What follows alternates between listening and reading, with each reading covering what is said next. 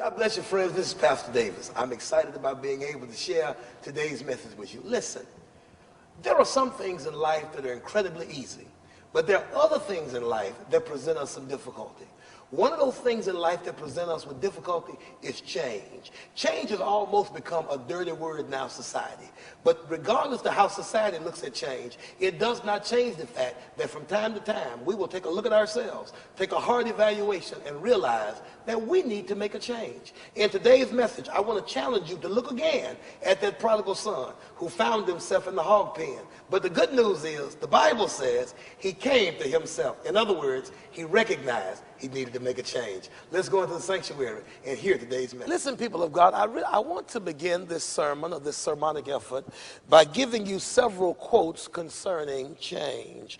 I need you to write them down, tweet them, Facebook them, do whatever it is you do to store and retain information. But I need for you to make sure you get them and you hold on to them. Is that all right?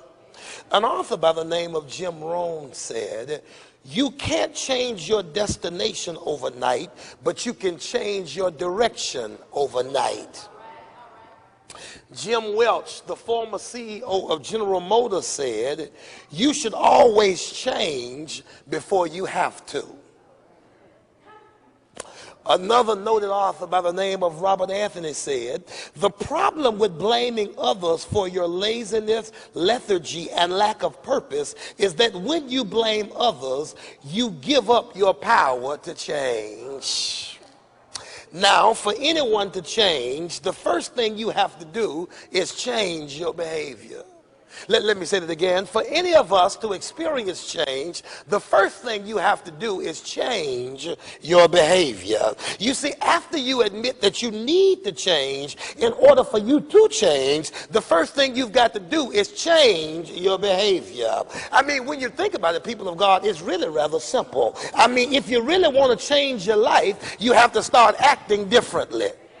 Did you hear what I said? I said, if you really want to change your life, you have to start acting differently. For instance, if you want to stop smoking, stop buying cigarettes. If you want to stop drinking, then stop going to the liquor store. If you want to change that soul tie, then you stop calling them and stop letting them call you. If you want to get folk off your back, then stop bending over. I wish I had somebody. Because see, change always starts with behavior. Y'all praying with me? Let me suggest something else this morning. I'm just dropping nuggets and moving today, that's all. Let me suggest something else this morning. See, change is not something you can orchestrate for somebody else. I just helped about 7 of y'all, but you don't want to say amen. Change is not something you can orchestrate for somebody else. You cannot orchestrate somebody else's change. You can talk about it, you can pray about it, but you cannot do it. Are you hearing me? Listen, if you're a parent, you can beat that child until them folks show up at the front door to come get that child. You can punish them, you can put them in timeout, you can take their toys, but the reality is you really can't orchestrate somebody's change. Wife, you can go to Victoria and get all of her secrets. You can cook a wonderful dinner. You can put rose petals on the bed, but at the end of the day, he'll enjoy it all and still not change. Husband, oh husband, you can buy her the world. Let her carry it out the store in red bottom heels. She'll take it with a smile, but it still won't make her change. I wish I had somebody. Because you cannot orchestrate somebody else's change. See, the only change that you are in charge of is the change that needs to happen with you. Did you hear what I said? I knew I wasn't going to get too many amens today, Brother Mac, but that's all right. Let me give you another nugget. You didn't like that one. Here's the next one. You can change a person's environment, but that won't necessarily change their mentality. You can put them in a new environment. You can enroll them in a nicer school. You can move to a better neighborhood. You can introduce them to better people. You can change their environment, but that does not guarantee a change of mentality. And if your mentality does not change, you will not change. I wish I had somebody. You can change your conversation, but if you don't change your mentality, you will never recognize change. Because the Bible says, as you think, that's the way you behave. As you think, that's the way you carry yourself. yourself. As you think, that dictates what you do. So if you don't change your mentality, you will never change you. Look at your neighbor and say, you got to think a little differently. About 12 of y'all didn't like that one. Let me give you another nugget. I'm going to get to the text in a few minutes, but I'm dropping nuggets right now. There is no change without understanding. Do what, Davis? There is no change without understanding. What you talking about, preacher? Well, there has to be a reason. There has to be a purpose. There has to be a goal for you to really realize change in your life.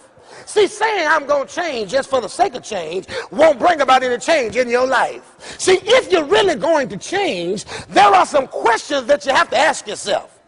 I'm changing for what? I'm changing to do what? I'm changing to be what? Because see, if you cannot answer the for what, the do what, and the be what, then what you've done will not last. I wish I had somebody. Now watch this. Now the reason I raise this issue is because many of us in here have some things about us that we want to change. There are some others of us in here who have some things that we need to change, and the critical question becomes, what does change look like? See, the reason many of us don't change is we don't have any idea as to what it looks like. You see, you have to have some idea as to what the finished product looks like in order for you to be faithful to the process. Are you praying with me? Listen, don't worry. Give me about 7 more minutes. I'm going to let you shout and we're going to go home. Is that all right? See, now, contrary to what many of you all like to believe about your pastor, when it comes to music, I appreciate more than Willie Hutch and Johnny Taylor. That's right, that's right. Quiet is kept. I'm really a fan of the famed opera singer Luciano Pavarotti. Yeah, look at your neighbor and say, he's a cultured brother. I wish I had somebody.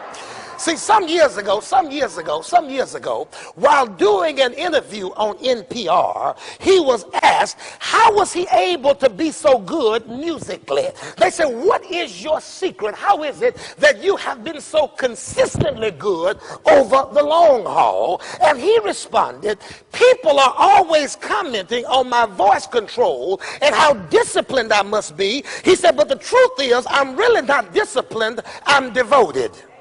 Somebody just missed that right there. Somebody just missed that right there. He said, people are always talking about how disciplined I am. He says, I'm really not disciplined. I'm just devoted. You see, when I'm devoted to something, it means nobody has to push me to make me do it. See, when I'm devoted to something, that means I'm motivated from within and I'm not moved by what's going on without. Are you hearing me? Here's the connection. Here's the connection. Here's the connection. You will only change when you are devoted to being who God created you to be. And it's your devotion that leads to your discipline. Because discipline does not always lead to devotion. Let me say it again. It is your devotion that will lead to your discipline, because discipline does not always lead to devotion. Yes, now watch this. Now watch this. Watch this. Watch this. So how many amens I get right here? Watch this. The only people who will not change are those who think that they're on the same level with God. The only people who will not change are those who think that they're on the same level with God. What do you mean, Chris Davis? Well, it was the prophet Micah who said, God changeth not. The New Testament writer says he's the same yesterday, today, and forevermore. So if God does not change, and you think there's nothing in you, about you, or concerning you that needs to be changed, the first thing you need to change is your God complex. I wish I had somebody. If you think you've got it all together, and there is nothing about you that needs to be changed, the first thing you need to change is your God complex. Look at your neighbor and say, we all need a little work. Look at me and say, we all need a little work. All of us have got some things that we need to change.